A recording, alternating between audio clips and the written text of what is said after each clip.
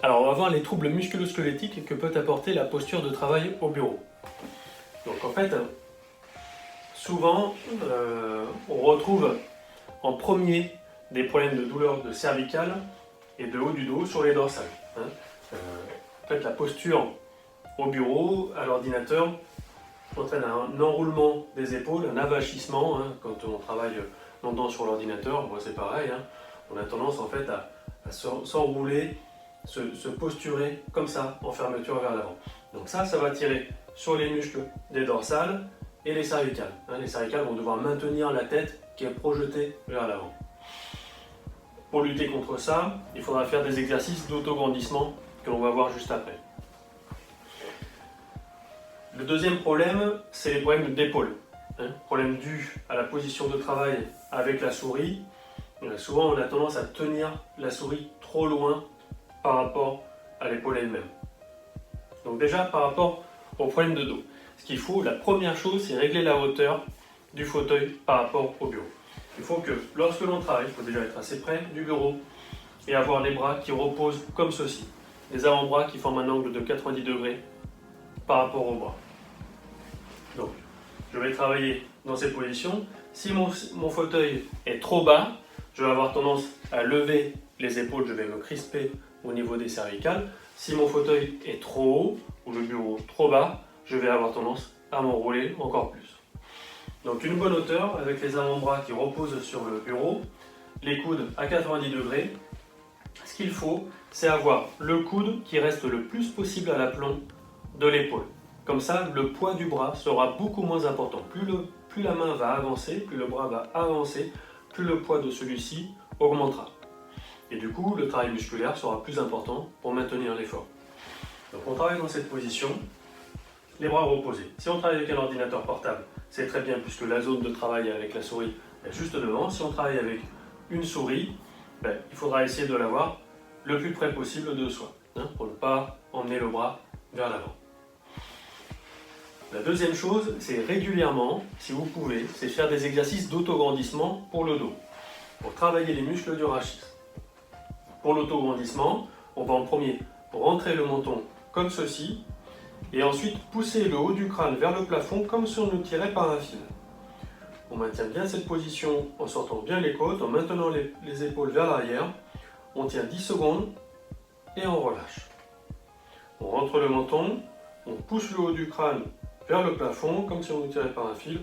On sort les côtes, on recule les épaules, on maintient pendant 10 secondes et on relâche. Et ça, on peut le répéter 5-6 fois.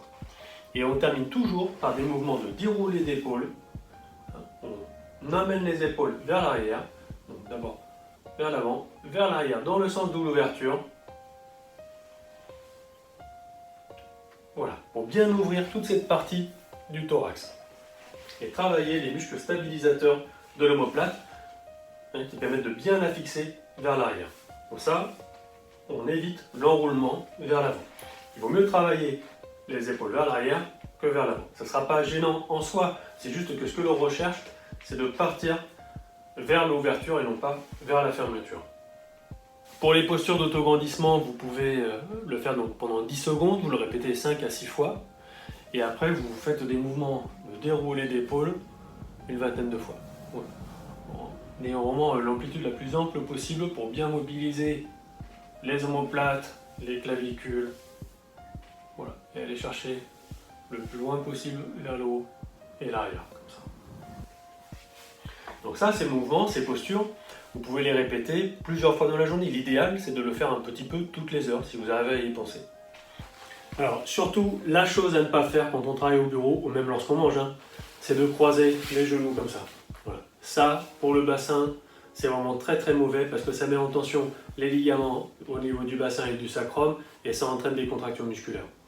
Donc, ce qu'il faut, c'est garder, si possible, les pieds côte à côte, genoux côte à côte et redresser le dos en creusant légèrement, comme ceci. Alors, je sais que c'est pas évident de me maintenir toute la journée comme ça, mais il faut essayer d'y penser régulièrement. Voilà, se dire est-ce que ma posture est bonne? Si on commence à sentir une tension, une fatigue au niveau du dos, au niveau du bassin, tout de suite penser, hop, on redresse, on décroise les jambes. On a tendance, comme ça, facilement, à croiser les jambes. Si on est penché vers l'avant, ça pose plus de problèmes que si on est comme ça vers l'arrière. Mais évidemment, comme ça, il ne faut pas rester des heures.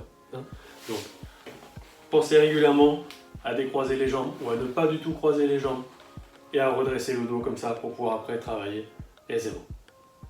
Ensuite, si vous en avez la possibilité, il faudrait pouvoir faire des mouvements de grande amplitude. C'est pareil, toutes les heures pour compenser la sédentarité due à la position assise. On s'est rendu compte que le fait de ne pas bouger de toute la journée, même si on fait beaucoup de sport à côté, entraîne les mêmes défauts, les mêmes lésions sur les articulations qu'une personne qui ne fait pas du tout de sport. Donc il faut essayer toutes les heures de faire des mouvements de grande amplitude. Le premier mouvement, c'est l'exercice de squat, classique. Vous descendez au maximum en fonction de vos possibilités articulaires et en fonction de vos douleurs. Si vous pouvez, vous descendez les fesses au milieu des talons. Si vous avez des douleurs au niveau des genoux, vous arrêtez avant l'apparition de la douleur. C'est-à-dire que si vous ne pouvez pas aller plus loin que ça, c'est pas grave. L'important, c'est de bouger. Vous descendez comme ceci et vous verrez qu'au fur et à mesure des semaines, vous arriverez à descendre un petit peu plus. Voilà. Peut-être pas à descendre jusqu'en bas, mais au moins bien travailler la mobilité au niveau des hanches et des genoux. Parce que cet exercice, c'est vraiment un exercice global pour la jambe. Il permet de travailler à la fois la flexion de la hanche, du genou et de la cheville. Un exercice très complet pour tout le membre inférieur. Il permet de travailler les fessiers qui sont les premiers à travailler avant le dos. Pour stabiliser le dos, ça va être d'abord les membres inférieurs, puis le bassin et après le dos. Le dos, lui, n'aura plus qu'à se contenter de son travail d'équilibration de la colonne. Le deuxième exercice, si vous pouvez, c'est faire des pompes au sol. Ça, c'est très bien. Si vous ne pouvez pas faire des mouvements comme ça au sol, vous le faites sur le bureau, les mains comme ceci. L'important, c'est de garder les pieds, le bassin, la tête alignée. Vous descendez en flexion comme ceci. Là, c'est pareil, vous faites en fonction de vos possibilités. Si vous pouvez descendre au maximum, c'est très bien. Si vous ne pouvez descendre que comme ceci, c'est pas grave. C'est toujours pareil. L'important, c'est de bouger. Tout simplement, vous gardez bien les pieds, le bassin, la tête alignés et le ventre rentré. Voilà. Pour les séries, vous faites par exemple 4 x 8 répétitions et une fois que vous êtes plus à l'aise, vous faites 5 x 10 répétitions, entrecoupées de 30 secondes de repos. En parallèle, pensez à bien vous hydrater toute la journée. C'est important de boire régulièrement, pas forcément des grandes quantités, même quelques gorgées toutes les heures. Ça vous apportera beaucoup plus que ce que vous prenez juste pendant les repas. À côté de ça, vous pouvez aussi faire des exercices de ventilation au fauteuil ou au sol si vous en avez la possibilité. Vous pouvez vous adosser comme ceci, une main sur le ventre, une main sur les côtes.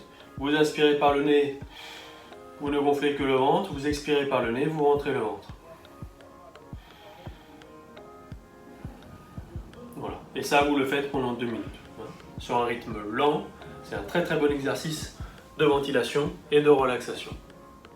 Voilà, j'espère que ces petits conseils vous permettront de mieux supporter la position de travail au bureau. N'oubliez pas qu'à côté de ça, évidemment, l'idéal c'est de pouvoir bouger régulièrement, faire une grande variété d'exercices, les changer pour solliciter le corps dans toutes ses fonctions. D'accord ? Je vous invite à regarder les autres vidéos du site et de la chaîne YouTube sur lesquelles vous trouverez les exercices de renforcement, notamment pour les épaules, le dos, les genoux. À bientôt.